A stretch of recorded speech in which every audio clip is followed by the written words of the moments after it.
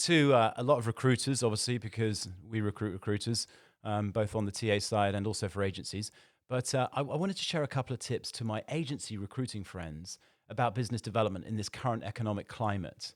I think it's extremely difficult right now for people who are used to reaching out and trying to hard start relationships with new prospects to get the kind of results that they're looking for with the tactics that we're all used to using, which is sharing a strong value proposition if we don't have an introduction or a referral, and then following up and trying to share some evidence that we're a potential player in the market for their business. Now, I don't think that works right now. I don't think hard starting new relationships is the place to be. Just in this current sort of 2 or 3 month period, I think what we're better off doing is nurturing the relationships that currently exist by spending a lot more time driving value, non-recruiting value conversations, and really spending time getting to know your existing client base even better. And this is a wonderful chance to do that because everyone's at home and you can hear kids running around in the background. And it's an opportunity to get a little bit more personal and position yourself for the conversation that you want to happen somewhere down the line when people start rehiring and growing again. So a lot of recruiters have been laid off, a lot of people from the agency side and both from the talent acquisition vertical as well. And so what I've been recommending, and look, it's just my perspective, is how do we have conversations that are non-transactional right now in order to drive a bit more value into the equation.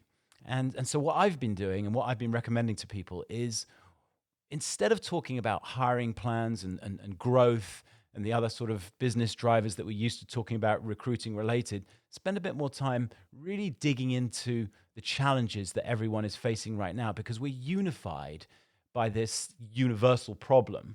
And it's kind of brought everybody together. I personally have experienced multiple acts of extreme kindness from clients and from candidates. And I'm having some of the best conversations of my life right now, in the midst of all of this, fear and trepidation. So it is an opportunity to get a lot closer to people and to have those personal conversations and to take a step back from the sales process and really position yourself as someone who hopefully you all are, who cares about their clients and their candidates and share your thoughts about the problems that we're having. But more importantly, share the information that you garner from the clients that you talk to about the struggles they're having with remote recruiting, onboarding, managing metrics, team meetings, et cetera, productivity, all of the things that we're not used to managing in the previous economy. And if you share that information and perhaps sort of open conversations with, let me share some anecdotes about what's happening with some of your competitors and some other companies and how they're handling this, that, and the other.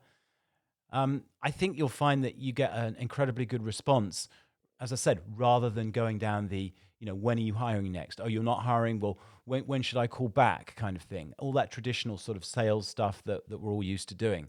So think relationship nurturing and think about developing these relationships in different directions than you have previously and get personal.